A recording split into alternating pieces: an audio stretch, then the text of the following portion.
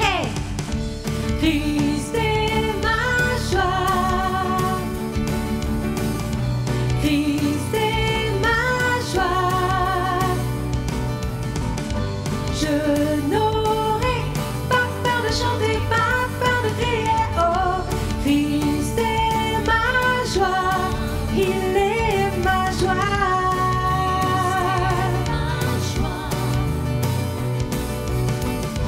Je n'aurai pas peur de chanter, pas peur de crier, pas peur de chanter, pas peur de crier. Oh.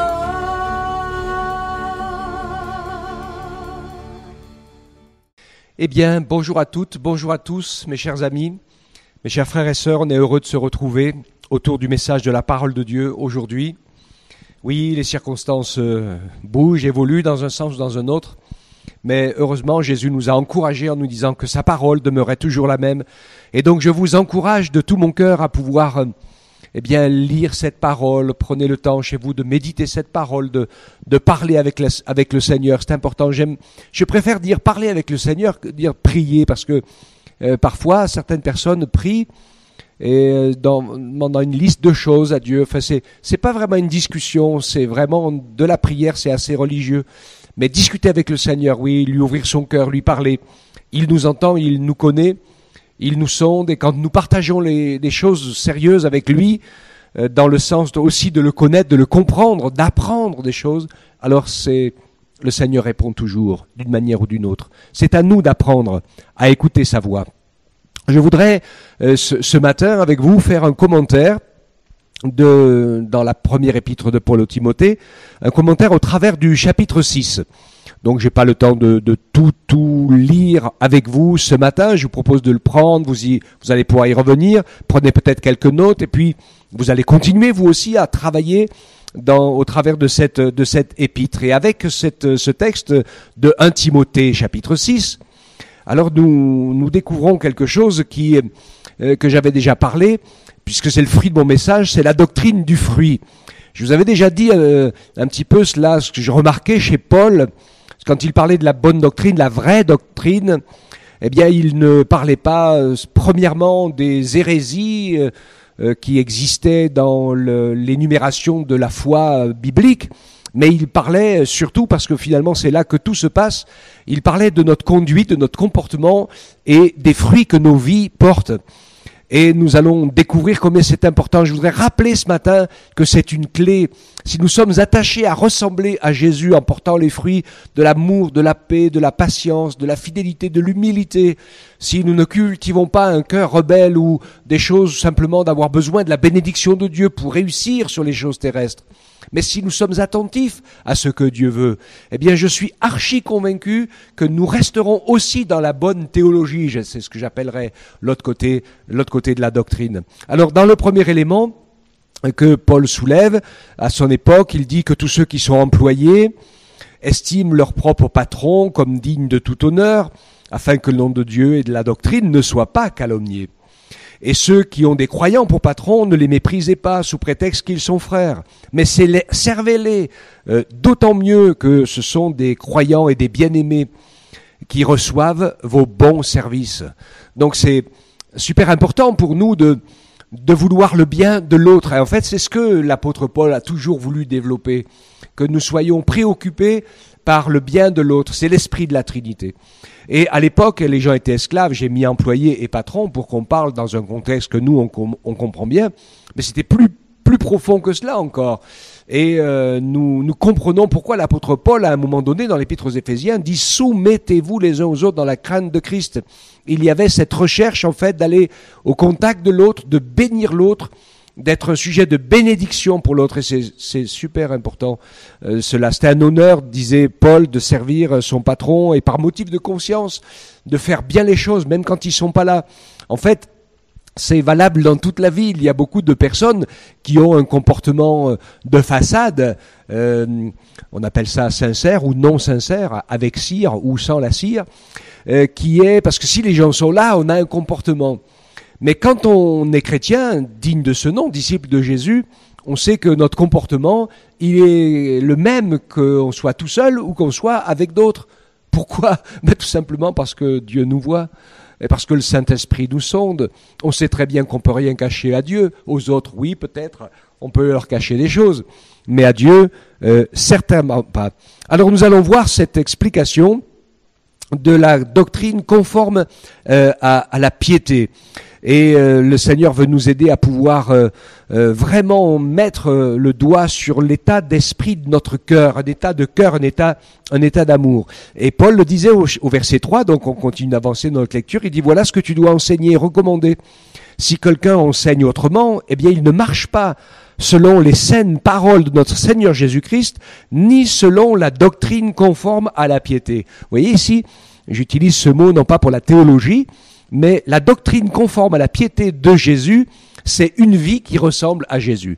Et c'était comme ça qu'étaient les premiers disciples. Pourquoi croyez-vous qu'on les ait appelés chrétiens? C'était pas parce qu'ils étaient membres de la religion chrétienne, elle était en train d'exister et de se fonder. C'est tout simplement parce que ces gens parlaient, agissaient, avaient un comportement, des paroles et des actes qui étaient conformes à ce dont ils parlaient et rendaient témoignage. C'était comme ça qu'était Jésus. Et ils étaient, eux aussi, ils agissaient, ils vivaient, leurs actes avaient la même empreinte, la même odeur. Si nous ne marchons pas dans ce sens, le gros risque que nous prenons, c'est de marcher avec l'orgueil. Chapitre 4, un peu plus loin, il dit si quelqu'un ne marche pas comme ça, a pas une vie conforme à la doctrine, à la piété, eh bien il s'enfle d'orgueil et il croit qu'il sait les choses, mais il ne sait rien. Il a la maladie des discussions et des disputes de mots. Aujourd'hui, il y a beaucoup de gens qui ont toutes sortes d'opinions, toutes sortes de discours, toutes sortes de théologies, qui perdent, à mon avis, énormément de temps, cela, et même pour essayer d'expliquer des détails sur la fin des temps. Vous savez, il y a 3 éléments essentiels et fondamentaux. C'est que chacun d'entre nous, notre vie peut s'arrêter aujourd'hui. Donc nous devons être prêts à la rencontre du Seigneur. Et pour cela, eh bien, il faut avoir rencontré le Seigneur Jésus, avoir fait la paix avec lui et avec les autres avec lesquels nous étions fâchés, pour recevoir son pardon et sa grâce. C'est fondamental. Et la vie va pas plus loin parce que n'importe quelle vie de n'importe qui peut s'arrêter maintenant ou demain. Donc c'est cela qui est important, c'est d'être prêt. Et l'Écriture le dit depuis le début dans l'Ancien Testament. Prépare-toi à la rencontre de ton Dieu. Il y a beaucoup de discussions, d'opinions, d'idées, de sujets, des grands livres qui ont été écrits qui sont peu utiles.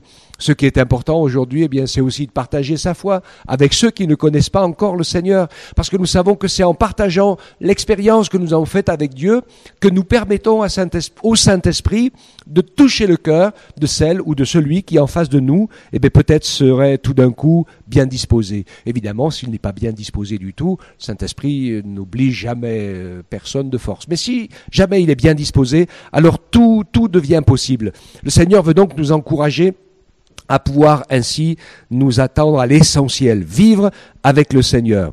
Donc le Seigneur nous veut, il dit que ce ne soit pas, verset 5, il dit des contestations interminables d'hommes à l'esprit corrompu, privés de vérité et qui considèrent la piété comme une source de gain. Il y a des gens comme ça, qui se disent prédicateurs de l'évangile, mais ils parlent toujours d'argent. Surtout ceux qui sont dans la théologie de la prospérité. Je pense que il faut vite voir les choses. Il dit, mais au verset 9, il continue, il dit, ceux qui veulent s'enrichir, ils tombent dans les tentations, dans les pièges, une foule de désirs insensés, pernicieux, qui plongent les hommes dans la ruine et la perdition. Car l'amour de l'argent est la racine de tous les maux, et quelques-uns qui s'y sont adonnés se sont égarés loin de la foi et se sont infligés à eux-mêmes bien des tourments. Oui, la vraie richesse, c'est réussir sa vie. Alors j'avais donné 2 titres là quand je parle de ce côté où on se laisse entraîner par les choses du monde, où on vit que pour les choses du monde, c'est réussir dans la vie. Alors je vous propose deux thèmes ce soir. Est-ce que vous voulez réussir dans la vie? Pourquoi pas? Mais pour moi, la vraie richesse, c'est réussir sa vie. Et Paul le dit à Timothée, il dit certes au verset 6, c'est une source de gain la piété, bien sûr, si on se contente de ce que l'on a.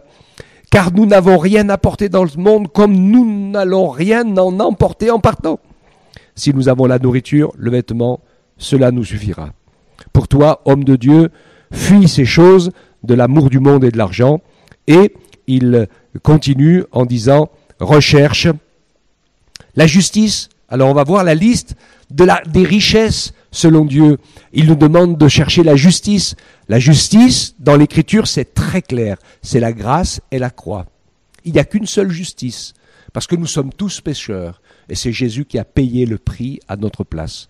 Et il peut lui seul nous justifier en nous pardonnant et en nous faisant grâce de tous nos péchés. C'est le principe de la justice de Dieu, jusqu'au jour où il arrêtera le temps de la grâce. Parce qu'il faudra faire un choix, bien sûr, pour entrer dans l'éternité. Alors, la justice, c'est le fruit que le Seigneur nous encourage à vivre et à expérimenter. Il parle de la piété, c'est notre relation avec Dieu. Il parle de la foi, c'est la confiance que nous lui faisons. Et c'est important de travailler dans la foi. Il y a des moments où c'est difficile, des situations qui sont très très compliquées, mais Dieu les permet parce qu'elles vont nous aider à avoir une foi solide. Beaucoup de gens, quand je parle avec eux, m'ont dit « Oh, quand j'étais jeune et tout ça, j'ai eu la foi, mais avec ce qui m'est arrivé, je l'ai perdu. » Alors vous aviez de la croyance, certainement, et vous croyiez qu'il y avait un Dieu, etc., etc. Mais la foi, telle que l'Écriture le dit, quand on l'a, personne ne peut la perdre, parce que c'est quelque chose qui a transformé notre vie et qui nous a fait entrer dans la dimension éternelle de la présence de Dieu, qui nous fait bouleverser et comprendre et vivre que les choses de la terre, elles ne sont que passagères et temporaires, et qu'elles auront très très vite une fin. Donc la justice, la piété, la foi, l'amour, dans le sens le plus noble du terme, il nous parle de la patience. Ah, c'est super important, la patience, parce qu'on veut tout de suite, nous, aujourd'hui, mais il faut laisser le temps au temps. Un fruit, il faut d'abord la fleur, et puis il faut que la fleur soit transformée, et puis après le fruit vient, tout doucement. Chaque chose, la Bible dit que Dieu fait toutes choses belles en son temps. Je suis convaincu aujourd'hui que, et je voudrais parler un peu à la jeunesse, ils veulent brûler toutes les étapes les unes plus vite que les autres.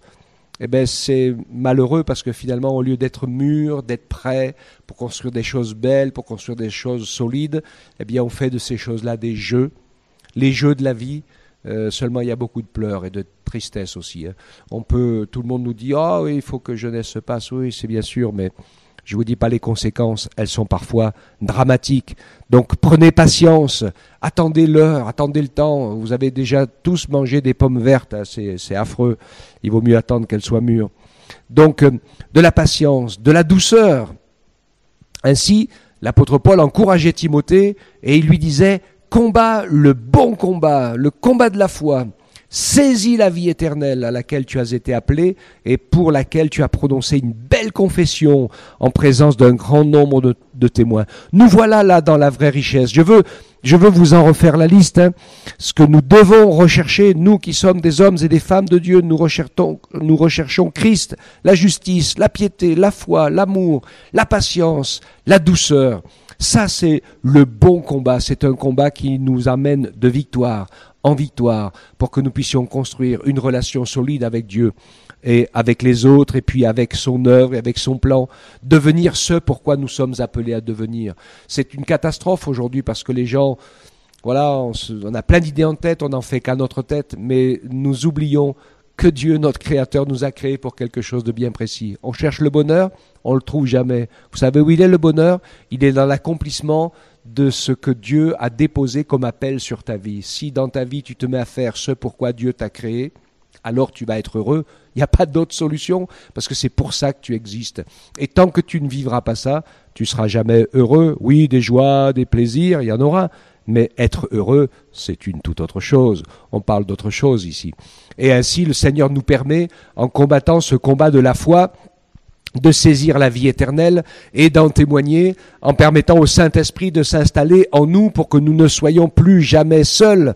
Et le Seigneur nous permet ainsi de garder le commandement sans tâche, sans reproche, jusqu'à l'apparition de Jésus-Christ notre Seigneur. C'est lui que nous attendons, c'est lui qui est le seul souverain, le roi des rois, le Seigneur des seigneurs. C'est lui seul, Jésus, qui possède l'immortalité. Il habite une lumière inaccessible que nul homme n'a vue ou ne peut voir. À lui honneur et la puissance éternelle. Amen. Voilà ce beau message, ce beau chemin que l'apôtre Paul retraçait dans la mémoire de Timothée et que la parole de Dieu nous a laissé en témoignage pour que nous puissions nous aussi marcher sur ce chemin étroit, mais qui mène à la vie, et pas sur le chemin large et spacieux qui descend et qui mène à la perdition.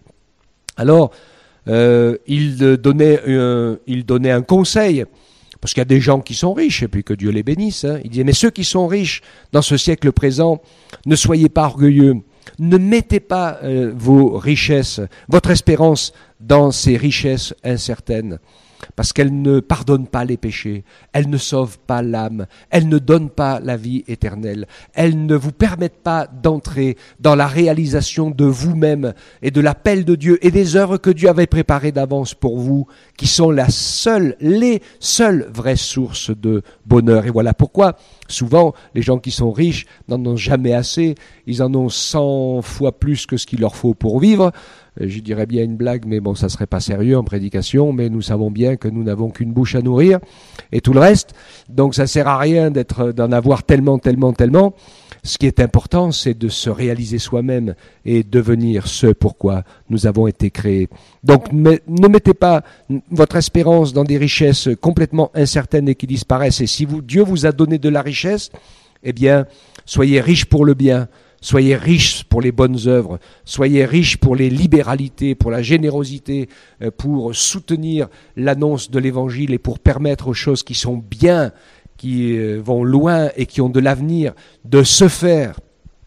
Et ça, c'est ainsi le Seigneur le dit, et Paul le dit à Timothée au verset 19, il dit ainsi, vous vous amasserez un beau et solide trésor pour l'avenir, et vous allez saisir la vraie vie. J'ai connu des témoignages de plusieurs personnes qui étaient très riches, mais chrétiennes, mais ça faisait partie de leur appel dans leur conversion. Dieu l'avait dit, je vais te donner la richesse, et avec cette richesse, tu pourras soutenir mon œuvre. Et il y a des gens, je me rappelle du témoignage d'un homme qui disait, quand j'étais au début dans ma profession, eh bien, je donnais 10% de mes revenus à Dieu, et puis ça a été très bien. Et puis maintenant, à la fin de ma vie, je garde 10% de mes revenus pour moi, et 90% ils vont dans toutes les œuvres de Dieu, parce que je sais que c'était mon appel, et c'est ce que Dieu m'avait demandé de faire. Voilà, donc il était sur le bon chemin.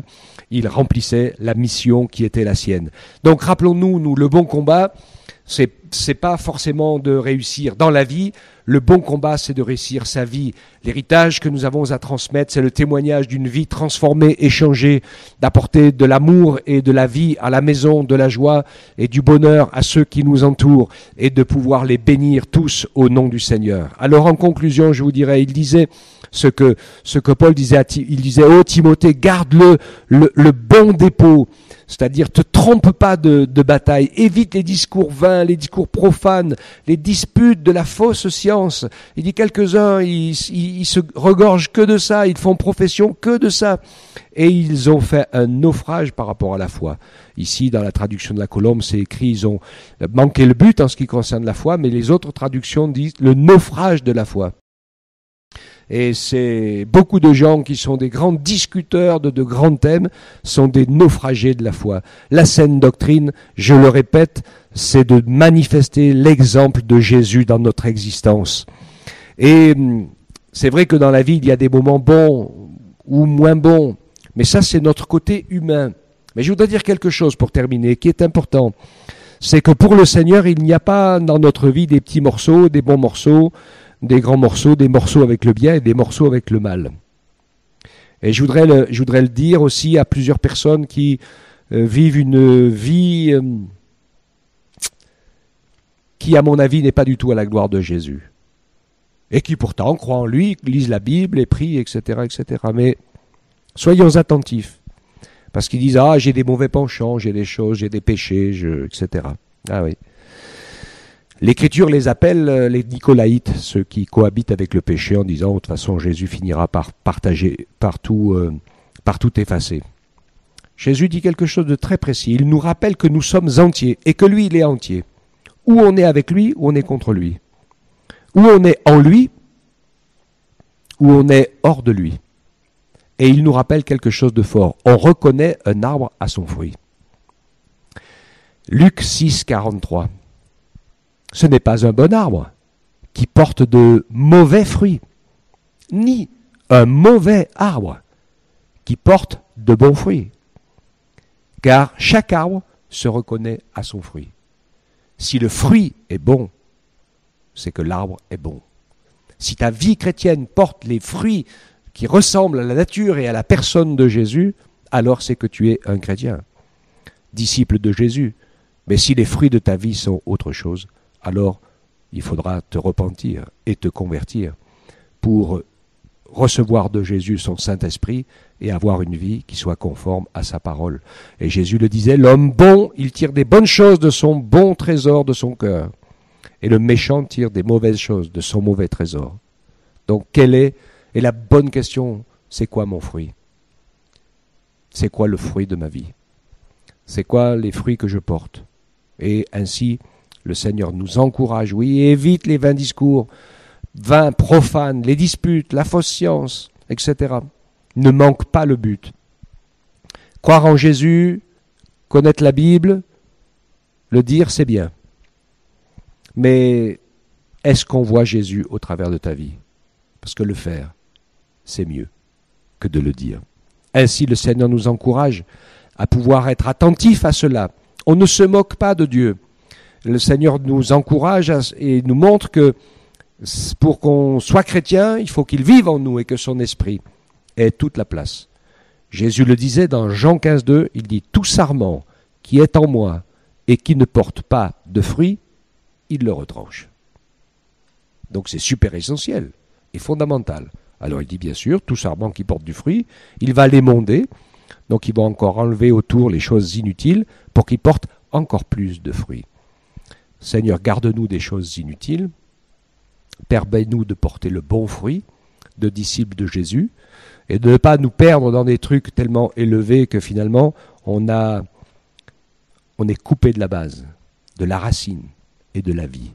La base, la racine et la vie, c'est la communion avec Jésus par le Saint-Esprit et c'est de travailler pour vivre, manifester, expérimenter, aimer le caractère et la personne de Jésus. C'est à cela que nous sommes appelés. J'appelle ça la doctrine du fruit.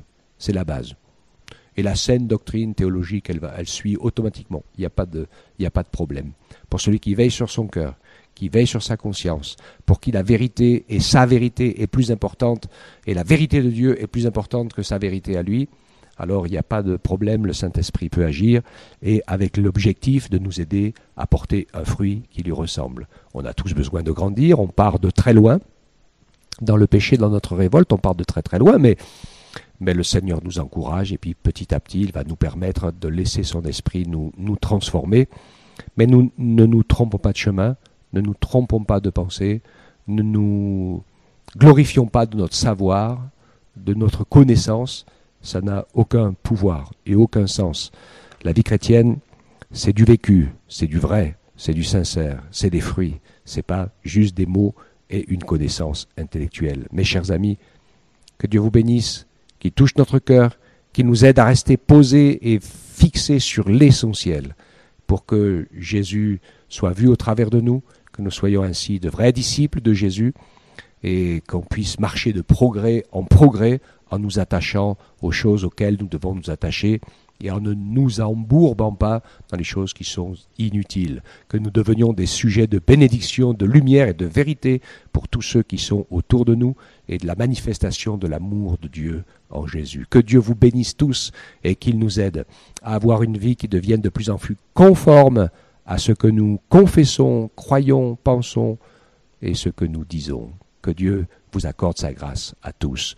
Au nom de Jésus. Amen. Merci pour ces moments. Merci pour ta parole. Merci pour ta grâce qui est à l'œuvre dans nos cœurs et dans nos vies. Merci parce que, Seigneur, tu as fait pour nous des choses immenses. Tu n'es pas venu faire un discours juste pour nous apprendre et nous expliquer qui tu étais, mais tu es venu. Tu as donné ta vie, tu as payé le prix de nos péchés, tu as souffert, tu as guéri, tu as aimé, tu as pris sur toi nos maladies, nos souffrances. Tu es devenu conforme à nous pour pouvoir nous libérer à l'exception du péché. Et tu as vaincu tous les péchés et tu as pris tous les nôtres pour mourir à notre place. Quelle grâce incroyable. Oui, tous ces mots de la Bible nous l'expliquent, mais toutes ces choses sont des faits, des actions, des actes précis. Ce n'est pas des discours, ce sont des choses fortes que tu as faites. Aide-nous, nous aussi, Seigneur, de la même manière, à vivre les choses, à faire les choses, à expérimenter les choses, à ne pas être juste des gens qui parlent, mais que nous puissions vivre une vie qui soit conforme à ce que tu veux et attends de chacun d'entre nous. Que Dieu soit béni, que le Seigneur vous bénisse et que sa grâce vous accompagne tous les uns et les autres pour faire des progrès encore dans la marche avec Jésus tout au long de cette semaine. Que Dieu soit béni. Amen.